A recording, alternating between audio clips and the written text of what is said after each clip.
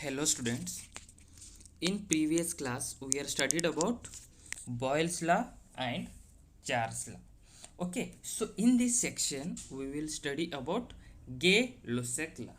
Okay, so in Gay-Lussac law here we are describing about pressure temperature relationship. तो गे लुसेक law में हम किसके बारे में पढ़ते हैं बोले तो जो प्रेशर एंड टेम्परेचर की दोनों के बारे में रिलेशंस के बारे में हम बता सकते हैं। ओके, तो गे लुसेक लॉ में को क्या कांस्टेंट रहता है बोले तो here volume is the constant. तो गे लुसेक में लॉ में क्या होता है बोले तो वॉल्यूम कांस्टेंट रहता है। तो गे लुसेक लॉ का स्टेटमेंट क्या है बोले तो at a constant volume the pressure of a fixed amount of gas varies directly with the temperature। तो इसका मीनिंग क्या है बोले तो अगर हम गे-लुसेक लॉ की बात करें तो the pressure of a gas is directly proportional to the absolute temperature at a constant value. Directly का मतलब क्या होता है बोले तो इधर क्या बोल रहा है, pressure is directly proportional to the temperature. तो डायरेक्टली का मीनिंग क्या होता है बोले तो अगर टेम्परेचर इंक्रीज हुआ तो प्रेशर भी क्या होता है बोले तो इंक्रीज होता है। अगर टेम्परेचर डिक्रीज हुआ तो प्रेशर भी क्या होता है, वो भी डिक्रीज होता है। तो इसको हम क्या बोलते हैं बोले तो डायरेक्टली, मतलब pressure is directly proportional to the temperature. So P/T is equal to constant. Okay, तो अगर हम इसका गे-लुसेक लॉ के बारे में एक एग्जांपल लिए तो इधर क्या है बोले तो दो कोनिकल फ्लास्क मतलब राउंड फ्लास्क है। तो दो राउंड फ्लास्क में अगर हम एक्सपेरिमेंटली इसके बारे में बात करें तो एक बीकर में एक क्या करो बोले तो एक प्लास्टिक बॉटल आप क्या करो बोले तो एक गर्म पानी जो बॉयल रहता है ना, बॉयल में जो गर्म पानी में डालो जो बॉटल, जो प्लास्टिक बॉटल जब गर्म पानी में डालते हो ना तो वो प्लास्टिक बॉटल क्या हो जाएगा बोले तो उसका वॉल्यूम डिक्रीज हो जाएगा, मतलब वो बेंड हो जाएगा।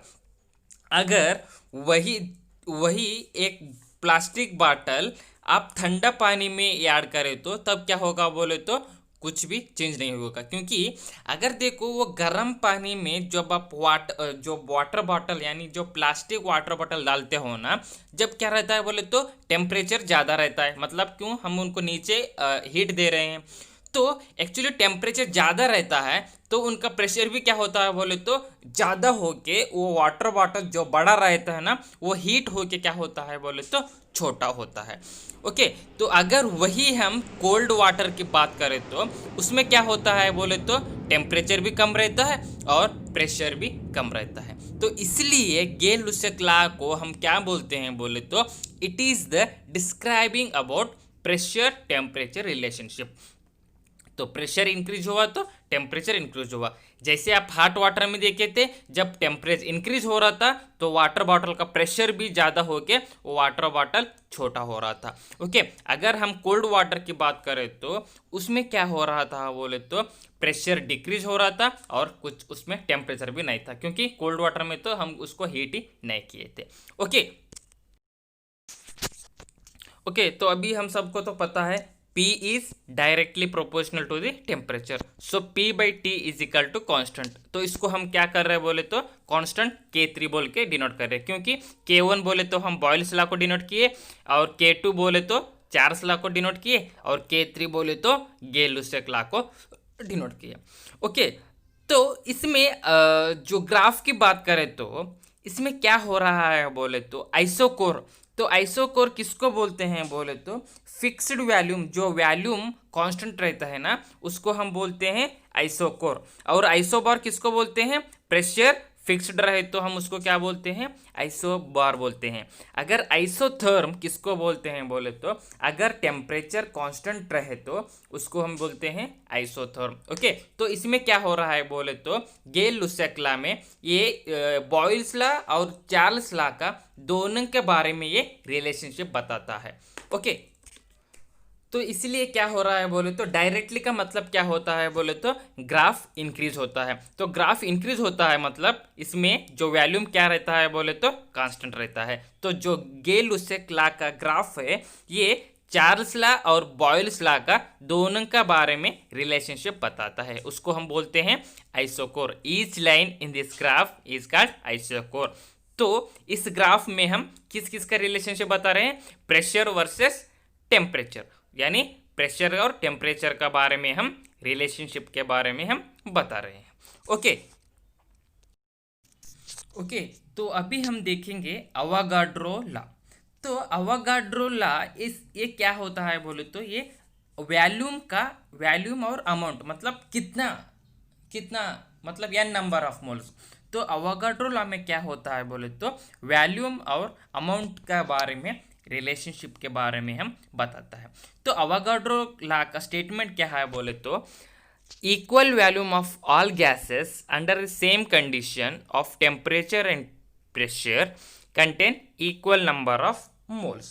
ओके ऐसा भी बोल सकते हैं, नहीं तो equal volume of all gases under same conditions of temperature and pressure contains a equal number of volume. अगर एक वॉल्यूम एक गैसेस का सेम वॉल्यूम है तो वो क्या होता है बोले तो इसका temperature and pressure same number of molecule में फॉर्मेशन होता है। ओके तो इसमें क्या बता रहा है बोले तो volume is directly proportional to the n means number of moles. Okay तो इधर क्या हो रहा है बोले तो V1 divide by N1 is equal to V2 divide by N2। तो ओके तो अगर हम अवागाड्रो लॉ का हम एग्जांपल देखें तो जब आप बलून्स लेते हो ना, जब बलून्स लेने के बाद जब आप उसको फूंकते हो ना, जो फूंकने के बाद जो बलून्स का वॉल्यूम कितना है उतना ही आप फूंक सकते हैं। अगर ज़्यादा फूंक सके तो तब क्या होता है बोले तो जो बलून क्या है वो ब्लास्ट होता है। इसलिए जो बलून का कितना वॉल्यूम है उतना ही जब फूके तो क्या होता है बोले तो वो एक्सप्लोड होता है। अगर उससे ज़्यादा आप जो वॉल्यूम को इंक्रीज करते हो तब क्या होता है बोले तो वो बलून्स ब्लास्ट होता है, मतलब टूट जाता है। ओके तो इसलिए क्या बता रहा है बोले तो अवागाड्रो लॉ में volume is directly proportional to the n number of molecules. Okay n number of molecules मतलब कितना वॉल्यूम चाहिए उतना ही हम उसमें एडजस्ट कर सकते हैं। ओके ओके तो अगर हम इसमें अवागाड्रो लॉ में क्या होता है बोले तो volume is directly proportional to the n means number of molecules. Okay so V is equal to K4 into n। तो K4 क्यों लिए हैं बोले तो ये fourth law of gases law है, इसलिए हम क्या बोल रहे हैं बोले तो कांस्टेंट K4 बोल के हम डिनोट कर रहे हैं। ओके तो इसमें क्या होता है बोले तो 1 mole is equal to the 6 into 022 into 10 to the power of 23 molecules, यानी 1 मॉलिक्यूल का मतलब यानी 1 mole is equal to the 6.022 into 10 to the power of 23 molecules. And इसको हम क्या बोलते हैं बोले तो अवागाड्रो कांस्टेंट। ठीक है तो ये अवागाड्रो कांस्टेंट ये वैल्यू आप अच्छा तरह से याद रखना होगा, क्योंकि आपको सभी में ये वैल्यू याद रहना चाहिए भी। ओके तो अभी हम देखेंगे how to calculate the number of moles in a gases के बारे में। Okay so number of moles of gas calculated as, तो हम नंबर ऑफ मोल्स को हम कैसे फाइंड आउट करते हैं, n is equal to given mass divided by molar mass. तो गिवन मास क्या है बोले तो ये गिवन मास को हम स्मॉल m से डिनोट किए हैं और मोलर मास क्या है ये कैपिटल M है। सो नंबर ऑफ मोल्स हम कैसे फाइंड आउट करते हैं बोले तो ये small n is equal to given mass divided by molar mass. Okay तो इसमें क्या है बोले तो m is the equal to the mass of gas and m capital M क्या है बोले तो मोलर मास है। ओके तो अगर हम therefore volume V is equal to, अगर हम अवागाड्रो लॉ के बात करें तो V is equal to K4n है। Okay so value Avogadro law का क्या है बोले तो V इज K4n है। तो n की जगह हम क्या ले रहे हैं बोले तो m small m divided by capital M। Okay तो अगर हम इस इक्वेशन को रीअरेंज किए तो तब क्या होता है बोले तो capital M is equal to K4 small m divided by V।